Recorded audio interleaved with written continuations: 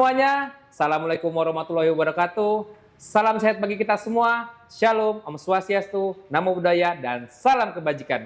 Quick action, satu jiwa, satu rasa. Terima kasih semuanya pada kesempatan kali ini. Ini adalah podcast pertama dari Basarnas Bandung dengan judul Si Kencana, Siap Siaga, Kolaborasi, Tanggap Bencana. Perkenalkan, nama saya Retomi Adiwinata. Saya selaku host hari ini dan narasumber kami yang sangat spesial yaitu Bapak Heri Sunandar. Oke, Pak Heri Sunandar. Oke. Pak Heri Sunandar selaku apa Pak di Basarnas Bandung? Saya di Basarnas, Kantor Pencarian Pertolongan Bandung sebagai Kasih Sumber Daya. Oke, tepuk tangan dulu semuanya. Oke, Pak Heri, terima kasih. Ini adalah podcast pertama kami. Oke, jadi Mas mohon Rai. kerjasamanya dan juga kami ingin menciptakan podcast ini agar dapat dikenal Baik. di kalangan masyarakat maupun orang-orang yang mengerti soal SAR. Oke, Mas Rai. Jadi langsung to the point aja ya. Ya. Hari ini tema yang bakal kita bahas dengan Pak Kasunda yaitu potensi SAR. Sebelumnya, Bapak boleh memperkenalkan diri kepada audiens dan sudah berapa lama Bapak bekerja di Basarnas? Oke, baik Mas Rai. Sebelumnya mungkin tadi sudah memperkenalkan ya untuk nama Heri Sunandar. Saat ini Mas Rai saya sebagai Kasih Sumber Daya. Jadi di Kantor Pencarian Pertolongan Bandung sudah kurang lebih 1,5 tahun saya 1,5 bertugas tahun. di Bandung. Oke. Ya. Enak Pak di Bandung? Alhamdulillah. Dingin cuacanya mungkin? Sejuk. Sejuk ya, Karena berarti ya, beda ya. sebelumnya, mungkin penugasan kami sebelumnya di Cilacap. Sebelumnya memang, Cilacap, oke. cukup panas ya, Ya. di Cilacap karena daerah pantai Mas Ray. Jadi kalau di Bandung kondisinya sejuk Mas Ray. Sejuk. Begitu, Oke. ya. Ini mungkin ada yang penasaran. Jadi Ya. tugas dari kepala sumber daya itu apa sih Pak di kantor itu? Apa mungkin mereka pengelolaan sumber dayanya kah atau bagaimana? Mungkin Bapak bisa jelaskan sama kami. Oke, baik. Sekilas ya Mas Ray. Untuk di bagian sumber daya. Ya. Sumber daya itu bertugas mengelola terkait baik sumber daya manusia maupun peralatannya. Oh, berarti peralatan juga Pak ya? Betul. Oh. Jadi di kantor, ya di OPT, Unit Pelayanan Teknis, di kantor SAR kalau kita sebut itu, ada sumber daya manusianya, di situ ada tenaga rescuer kalau kita kenal, kemudian juga ada terkait peralatannya. Oh, peralatan juga. Betul. Di situ juga ada alut. Ini semuanya digunakan juga untuk mendukung pelaksanaan tugas-tugas operasi pencarian dan pertolongan. Begitu Mas Ray. Oke Pak, luar biasa memang. Jadi sebelum kami bikin podcast ini, kami sudah mengumpulkan beberapa pertanyaan yang ada di Instagram. Dan salah satu pertanyaan yang paling banyak ditanyakan yaitu pengertian dari potensi SAR Pak. Oke. Tahan dulu. Ya. Jadi apa sih bedanya potensi SAR itu dengan relawan? Dan juga bagaimana cara agar menjadi potensi SAR? Serta apa sih syarat-syarat ketentuannya Pak? Mungkin dapat dijelaskan ke audiens? Oke, baik Mas Ray. Pertanyaan yang menarik terkait tentang potensi SAR dan ini sering sekali. Jadi pertanyaan ini masuk, apa sih itu potensi SAR? Kemudian perbedaannya apa dengan relawan? Nah, bisa dijelaskan nih Mas Ray. Jadi kalau potensi SAR itu lebih ke sumber daya manusia, di situ ada sumber daya manusia, ada terkait sarana prasarana, ada teknologi, Oke. bahkan ada hewan juga itu. Oh, Di mana- termasuk hewan juga Pak itu berarti ya? Betul, kalau potensi SAR. Itu yang dapat mendukung pelaksanaan atau penyelenggaraan operasi pencarian dan pertolongan. Itu potensi SAR. Jadi luas, Mas Ray. Kalau potensi SAR itu tadi yang saya sebutkan. Sedangkan kalau relawan itu lebih ke sumber daya manusianya. Yang secara sukarela dia mempunyai keinginan, mempunyai panggilan jiwa. Tanpa ada alasan berarti Pak ya, tidak Betul. meminta dan tidak memberi juga Betul berarti. sekali. Untuk membantu tugas-tugas khususnya di Basarnas terkait pencarian dan pertolongan. Itu dua pengertian yang berbeda ya, karena kalau potensi SAR itu lebih luas karena di situ tidak hanya manusia tapi juga di situ ada teknologinya, ada peralatan. Jadi semuanya yang bisa membantu tugas-tugas Basarnas, khususnya di bidang pencarian pertolongan, operasi SAR, itu adalah potensi SAR. Potensi Begitu. SAR, oke, wow. Jadi benar-benar terletak perbedaannya potensi sama relawan Betul. yang sudah dijelaskan oleh Pak Heri Sunandar gitu. Mungkin ini Pak, ada beberapa pertanyaan, salah satunya itu karena kita di Jawa Barat, jadi kan ruang lingkupnya besar Pak. Betul. Jadi bagaimana peranan Basarnas, khususnya kantor SAR Bandung dalam mengelola potensi SAR yang ada di wilayah Jawa Barat Pak? Oke. Potensi SAR di Jawa Barat sangat besar jumlahnya, betul sekali, karena luas wilayahnya juga cukup luas. Di Jawa Barat banyak potensi SAR, penggiat, baik itu komunitas ya, organisasi, yang mana saat-saat dibutuhkan mereka, saat ada kejadian bencana, kejadian yang itu membutuhkan penanganan atau pelaksanaan operasi SAR, mereka dengan sukarela, baik sesuai permintaan maupun sukarela, mereka membantu Basarnas. Nah, tentunya Basarnas di Jawa Barat juga mempunyai tanggung jawab untuk membina. Membina Bagaimana rekan-rekan potensi SAR ini bisa ditingkatkan kompetensinya. Jadi kalau di Basarnas, bagaimana caranya membina adalah memberi kesempatan potensi SAR, rekan-rekan tentunya untuk dapat diberikan pelatihan potensi. Oke, Pak, itu salah satu contohnya kayak gimana? Itu mungkin ada beberapa mungkin yang bisa dijelaskan, Pak. Baik, contohnya mungkin dalam 1 tahun biasanya ada 2 kali pelatihan potensi SAR, baik itu biasanya di pelatihan potensi SAR water rescue. Jadi ini untuk pelatihan di bidang perairan. Water rescue berarti Pak ya. Gitu. Kemudian nanti juga ada pelatihan mungkin di gunung hutan, teknik pertolongan gunung hutan. Nah, ini kami memanggil teman-teman potensi yang memang selama ini telah membantu Basarnas terkait dalam tugas-tugas pelaksanaan operasi SAR.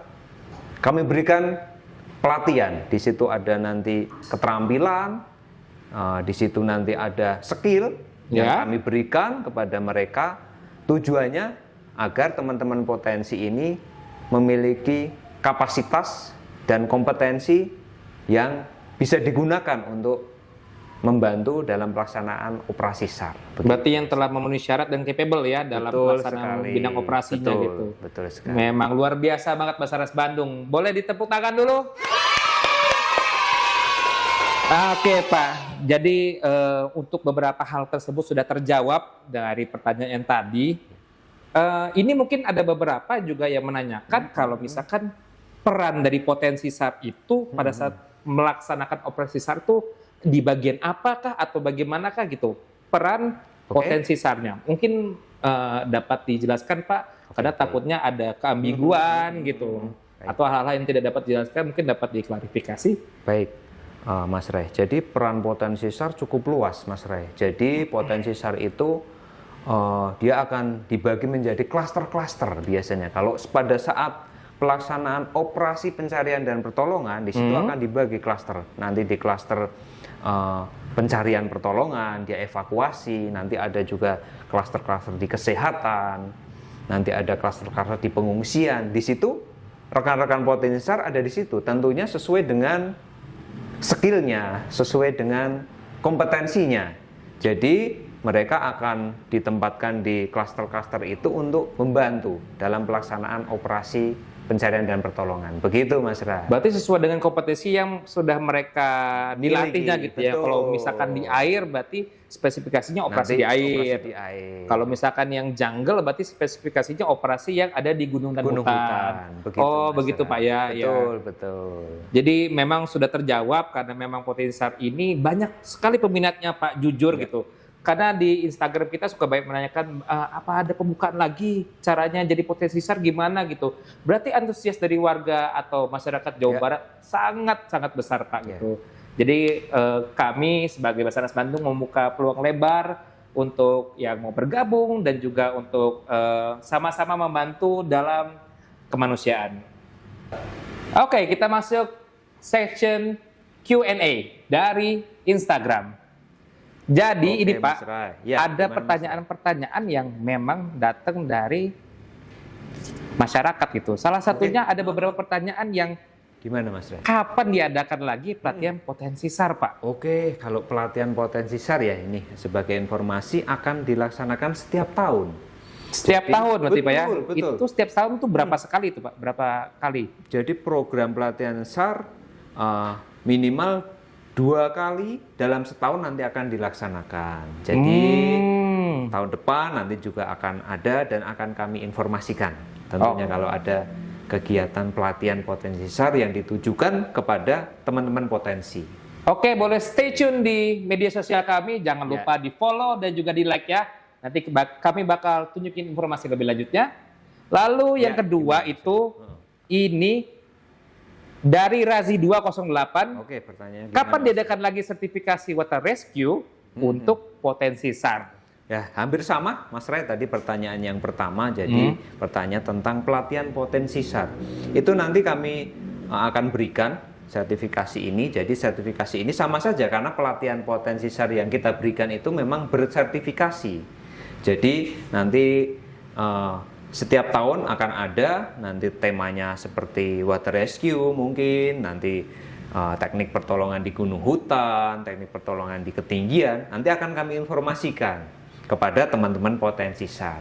Oke, ya. Tuh. Jadi Mas Razi boleh nih nanti request potensi SAR-nya mau diadakan pelatihan apa? Oke, begitu. pelatihan apanya gitu. Jadi kalau misalkan mau water, coba komen di Instagram kita. Betul. Lalu ini pertanyaan yang sangat-sangat krusial nih Pak ya. Aduh, apa ini Mas Ray ini? Pak Kasumda ganteng sekali. Apa sih Pak rahasianya ini? Waduh, Mas Ini Ray, apa? ini Mandi pertanyaannya 7 hari sangat- 7 malam atau bagaimana Iya nih Pak? Ini pertanyaannya, wah, bagaimana ya Mas Ray ya? Mungkin bisa diketahui kita yang baju oranye adalah tugasnya kemanusiaan. Oke, Ya, betul. tentunya dengan tugas-tugas kemanusiaan mungkin bisa membuat seseorang itu menjadi lebih baik. Mungkin itu Mas Ray, bukan ganteng tapi mungkin lebih baik begitu Mas Ray. Jadi, Oke, betul. Kita dengan tugas-tugas baik dari Basarnas maupun potensi SAR dengan tugas yang mulia ini tentunya akan membuat kita jauh lebih baik. Mungkin itu. Oke. Ini sangat terima kasih sekali dengan Pak Novel 5. Dan ini last but not least. Ini paling terakhir Pak. Ya. Dari Pak Ugyandika Kusuma. Baik. Pak Kasih, apa nih tantangan terberat selama kerja atau berkarir di Basarnas? Mungkin secara singkatnya aja Pak. Ya, tantangan terberat ya. Semua pekerjaan, semua tugas ada tantangannya Mas Ray. Apapun itu. Di Basarnas tentunya tantangan sangat besar. Karena kita dihadapkan dengan tugas-tugas yang cukup berat. Kalau kita dihadapkan di medan-medan penugasan, tentunya semua memiliki tantangan. Tapi tentunya tantangan ini kita sikapi dengan niat kita. Niat kita bekerja, niat kita mengabdi tentunya kepada masyarakat, memberikan yang terbaik kepada masyarakat. Semua tugas, semua tantangan, insya Allah dapat diselesaikan, dapat dituntaskan dengan baik. Luar biasa memang Pak Kasumda kita kali ini. Beri tepuk tangan semuanya. Dan di penghujung acara, karena di kegiatan ini ada penerimaan dari Basarnas yang terbaru. Jadi mungkin Pak ada beberapa pertanyaan dari calon-calon Basarnas yang menanyakan ini yang paling pertama itu. Jadi apa sih tips and triknya bagaimana caranya agar bisa nanti lulus Pak di SKB? Karena kemarin tuh SKD sebagian udah selesai gitu. Apa mungkin harus dikuatkan fisiknya atau mungkin dikuatkan wawancaranya? Mungkin Pak Heri bisa menjelaskan. Oke, baik Mas Ray. Jadi mungkin tips dan trik menghadapi SKB tentunya teman-teman yang saat ini berjuang untuk melaksanakan tes yang kemarin sudah dilaksanakan tes SKD, kemudian nanti akan dilanjutkan dengan SKB. SKB ya. Betul. Tentunya siapkan fisik bagi teman-teman yang nanti melamar sebagai rescuer Basarnas. Tentunya fisik harus disiapkan. Jadi nanti persiapkan larinya, terus kemudian berenang dan tes-tes lainnya. itu salah satu nanti penilaian untuk bisa lulus. Penilaian mutlak berarti Pak ya? Iya. Untuk di SKB nanti ada tes-tes fisik yang harus dilaksanakan oleh calon rescuer yang akan bergabung di Basarnas. Begitu, Mas. Oke Pak, terima kasih informasinya karena sangat berguna bagi yang akan mengikuti seleksi dari Basarnas. Dan di penghujung acara, last but not least, terima kasih untuk informasi terkait potensi SAR-nya dan juga beberapa hal terkait potensi SAR yang sebelumnya itu sempat misinformasi di masyarakat. Semoga dapat tersampaikan dengan baik. Saya Retomi Winata sebagai host hari ini dan narasumber kami Heri Sunandar. Pak Heri Sunandar. Terima kasih, kami undur diri. Stay tune untuk podcast Si Kencana di episode kedua, mungkin di minggu depan, dan see you. Thank you everyone. Oke Pak, terima kasih.